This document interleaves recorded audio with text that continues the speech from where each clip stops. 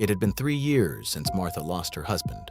Between the fragile moments when his smile would find its way back into her memory, she drifted into the glow of the laptop he had bought her.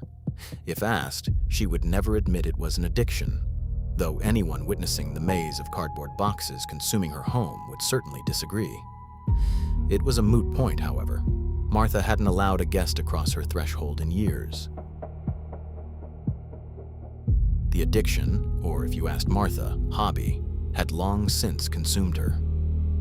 Deliveries sat unattended on her doorstep for hours, sometimes days, turning into weathered monuments. Often she couldn't even recall what she had ordered.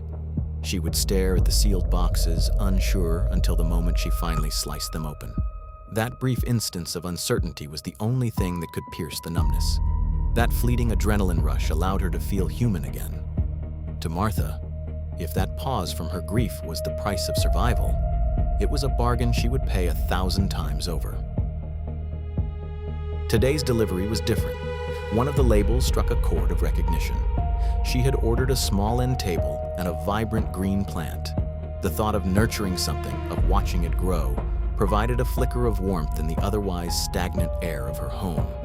The prospect of another living thing sharing her space, breathing in the same silence, was almost intoxicating. For too long, she had been the only heartbeat within these walls, and even that was fading. This could help, she remembered thinking as she added it to the cart.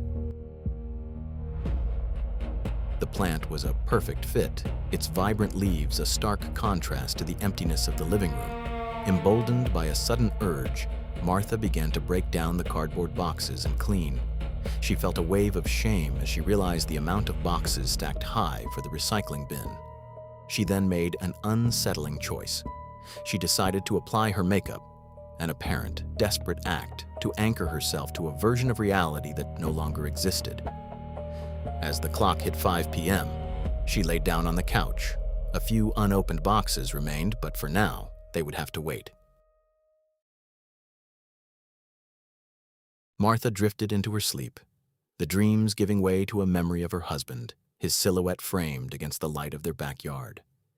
He sat hunched over an old transistor radio, battling the static, his lips frustrated, attempting to sing along. She could hear herself laughing as his mounting irritation eventually broke into a genuine laugh that mirrored her own. As Martha replayed the moment, the warmth of it made her feel alive again. But she was not the only thing alive in that darkened living room. Her dream had enraptured her so much that she did not move, nor did she wake as the first sharp, paralyzing bite sank into the flesh just behind her neck.